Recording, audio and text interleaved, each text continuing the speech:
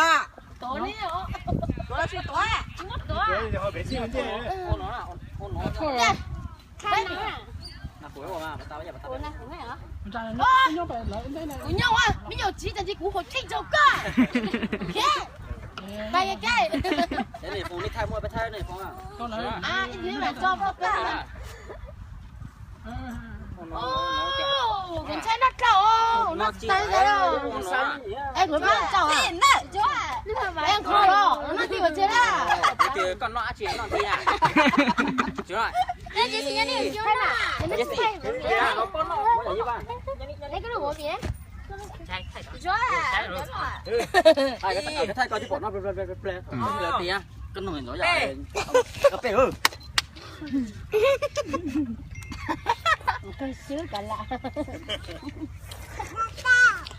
Đào. Cua nó phải bắn nó trời. Thằng bọn nó đi à? Vừa đưa.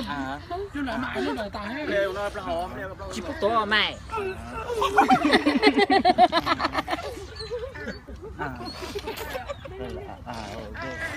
Nó cho có dễ à? Nó mày về rồi ta à?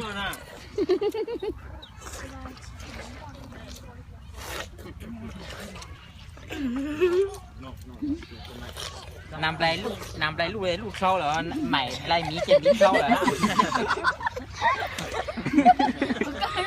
Cái tao không điều, mày tưởng tao rất là. Mày nhìn luôn. Mày với ai mà căng mày nó căng. Đi ra cái chữ. Ôi trời ơi. Tụi bao nó bóng chi tao. Vào đó hết vào tụi bạn này à.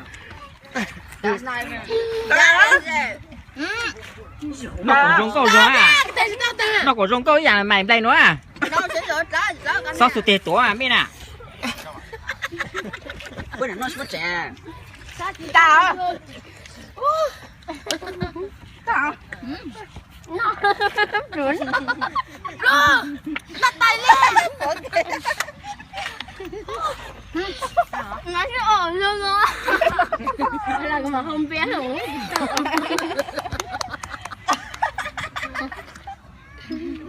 Vô đây á. Để lấy. bấm đầu rồi xí bấm đầu luôn Lấy cái tay đi. Để lấy. qua đi Nói gì hết. Tại sao con đến chào mà tôi? Toàn đến sau rồi ơi. Ủa. Sao là á? Tê bè. Vô nó của ta. Trời bố liệt quá. Nó. Cái sai nha. ôn đi rồi sai nữa à Nó có rong câu lại chó tao ní à? Chúa cái gì không biết rồi. Chú bà được tao. Chú bà tao. Chứ sao lại cả sao bán cái nào không biết là. Tao. Đã kỹ nó khổ bây giờ. Nó tao tăng là thì chú. Đã sang chấm này à. bà lại đây nhỉ bà lại tao xíu mua nó xíu mua còn nhẹ trốn nó chỉ Bây giờ chắc chắn nè. Chắc cái tay cái là. Nó to cái nè. xíu chỉ cái rồi Dám mua.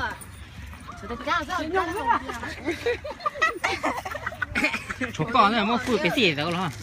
Đi bảo. Thỏ hả ní. Đi bảo gì sao? Tụi nó xứ là tụi nó hòm cái gì à? Đúng ra đi.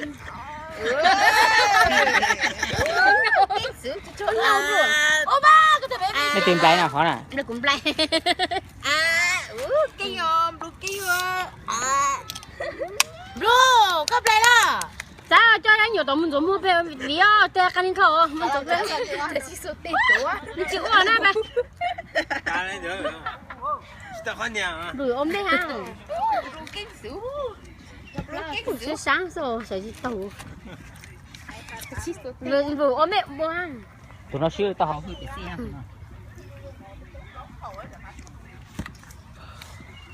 Này có sao?